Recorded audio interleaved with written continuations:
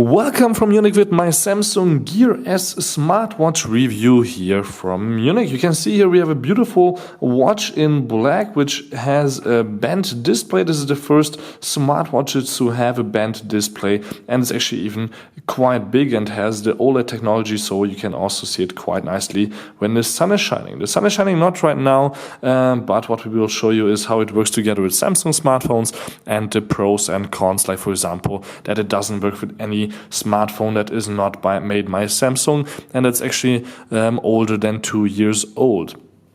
Or something around that. I think there's 40 to 50 devices that you can connect here with the smartwatch, so you can use it. Older devices won't work. You need the latest Android 4.4 or 4.3 installed, and of course Bluetooth 4.0 at least to be connected to the smartwatch and to use some functions. But you actually don't even have to be connected with your smartphone to use this smartwatch, because it's one of the smartest watches out there. It has a SIM card slot, so you can use this with 3G built in. You can use this to write SMS text messages, you can read your Facebook messages, and you can use all kinds of apps that are downloadable via an app store, but the app store is actually on the smartphone, so you need to connect to your smartphone with that.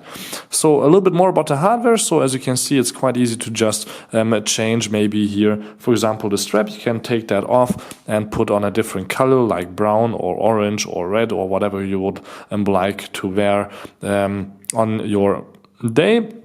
You can also change here the size of the strap quite easily by just pulling it up and then here adjusting the length so it fits nicely to your wrist, because it's also actually here's something inside that can track your heart rate. So if you have it tight, it will track your heart rate easier, which is quite important if you want to do sports with this nice little smartwatch to track your heart rate and of course your movements. Because for example, you can also download apps here that can track if you do your crunches or sit-ups or any other things right. What this smartwatch doesn't have is a camera, which is a little bit sad because the previous Samsung Gear smartwatches had a camera, and we have Tizen OS installed, so that's not Android Wear, so that's also one of the reasons that it only works with Samsung smart phones. So to charge a device, you can see here on the bottom there is some here things that will get the power through this little adapter.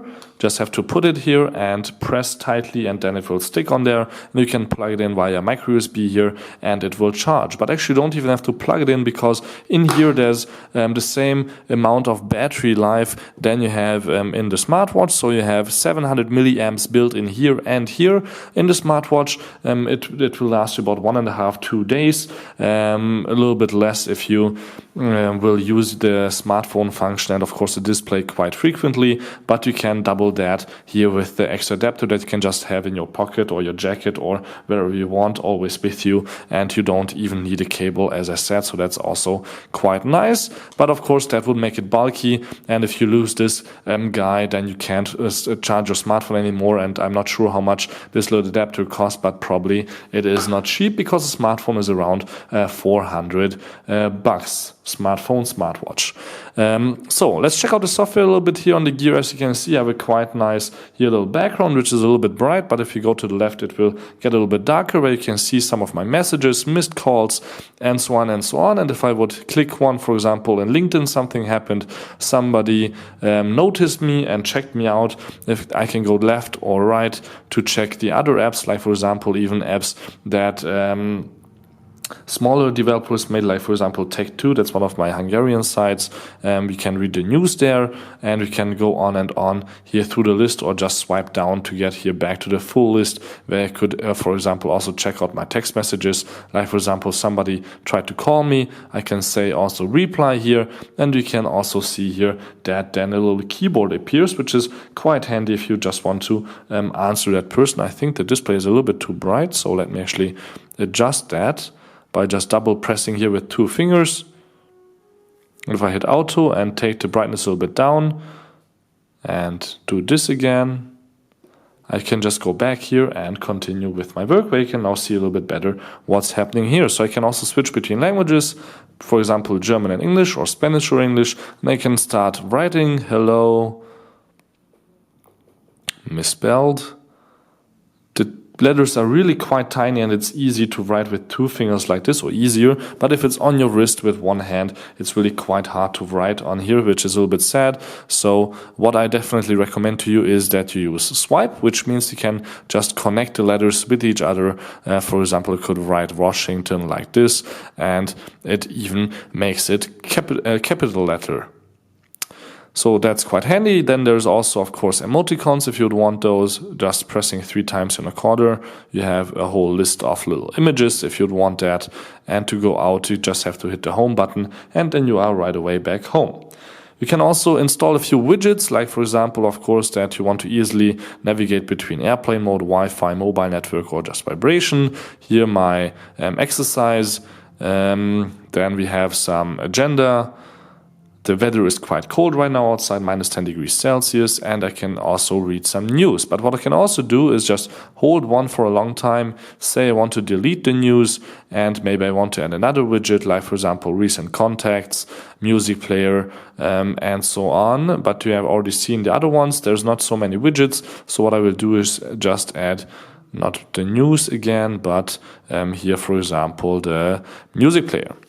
There's a total of 5 widgets that you can use, and you can always go back by swiping down to the home screen, or if you swipe from the bottom to top, you will see your apps. You can select recent apps or just the apps as they were installed. So these are all the apps that are pre-installed, except for starting here, and that's the news app for Germany, Blackjack, Top Driver, Candyland, and Puzzle Number 2. Let's start with Blackjack. I don't think I've played with that, so let's deal 10k, and let's see. My numbers are 4 and 5, so I want to hit. Now I have a 10, so I want to stand, and I lost, so let's deal again. So 10 and 2, of course I want to stand. Oops, that's that. You win, dealer busted. How did I win? Whatever, so that's Blackjack, and you can of course install a lot more apps, but you have to use a smartphone with which I'm connected right now. This is a Note 4. So you can see that we have here the home screen styler. Let me just put it down here so you guys can see that if I press here the green ones, then you can see that it changes to green home screen, or here something weird. Let's stay with the pipes, for example. I can also change the different clock styles. There's quite a few to choose from.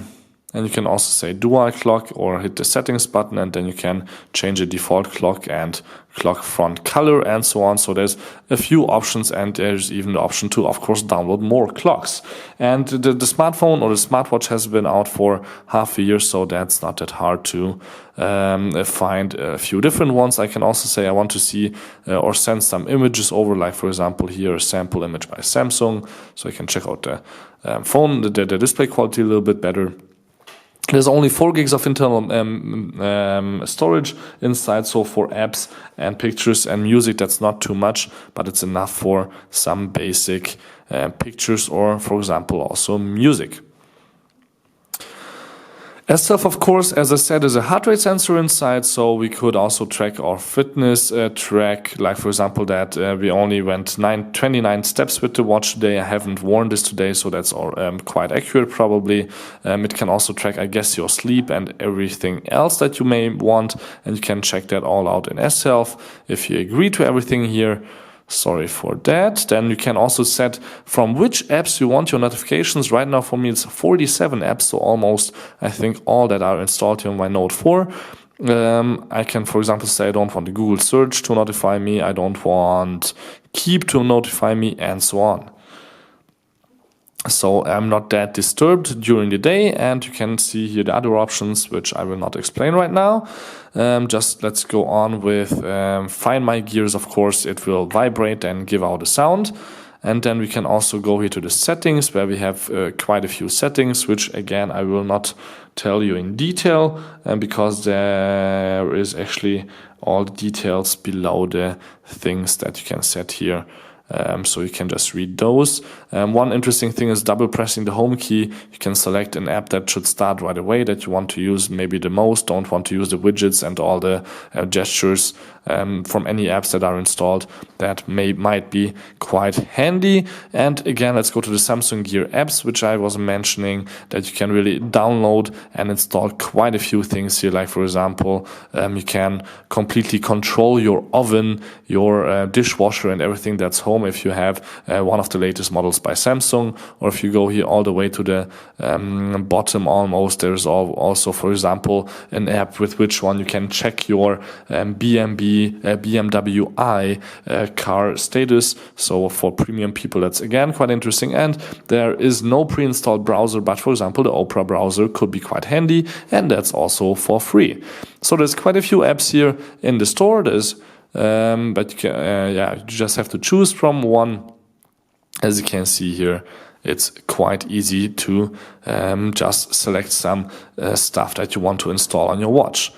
But what about everyday use? So for example, if somebody wants to call you, you have to watch out, because one of the problems I had is that I have a SIM card right now here and also a SIM card in my phone. And somehow I told the two that they should work together. And if I call somebody from my smartwatch, it will call through this SIM card and not this one if they are connected. So that's one of the errors or problems I had, because here I have a Hungarian card inside, here a German card, and I wanted to call somebody from my German number here, but it was still calling from the Hungarian number, and that costs quite a lot. So the one thing I will do now is turn off the Bluetooth, so they are disconnected. Check if they are really disconnected by seeing here, if I pull it down, that we have a signal here, the 3G or 4G signal here with a few bars. It says not connected, and now I can call this phone from my third phone, you could say, and then you can see how it is ringing. Here we go, it's vibrating. I can now just say answer. And then I can set here up the volume. The speaker is right here on the side and the microphone is right here on the other side. You just have to hold it a little bit close to your mouth. Nobody was noticing that I'm actually using a Gear S or some smartwatch when I was calling with this smartphone or smartwatch. But maybe they just wanted to be polite and not mention that the quality was bad. But I don't think that actually they really noticed. So you can here select on the bottom to use a Bluetooth headset, which probably would make sense to use, because of course holding it just close to your mouth and everybody listening to your phone call doesn't make much sense. What you can also do is mute the microphone, so you can just listen to a conference call, maybe to your watch. That makes also sense if you are at home. Or what you can do is also press the three little dots, and then you will have a little bit easier way to look at the smartwatch. But I have no clue how to get back from here to my regular watch view. If I press the home button, it will just turn the display off, and that's the only thing I can do. So I have to actually delete or terminate the phone call on the other side. So this was it from my Samsung Gear S smartwatch review. Quite an interesting device, handy maybe for a few people. For me, the $400 are still a little bit too expensive for a missing camera on this one and the missing infrared that the previous ones had. Of course, it's quite a nice gimmick that we have here, the bent display and the beautiful device, and it maybe also looks a little bit better than some other Gear watches or some other watches, like for example here the one by LG that I was testing. But still my favorite is the Sony smartwatch number 2. You should definitely check that out. It works with all Android devices. It's the second generation. The third generation is again worse because it has Android Wear, but this is one of the most beautiful smartwatches out there if you don't want to get the Samsung Gear S after this review. So thank you much for tuning in. Don't forget to subscribe. My name is Balazs. Until next time, please tune in again.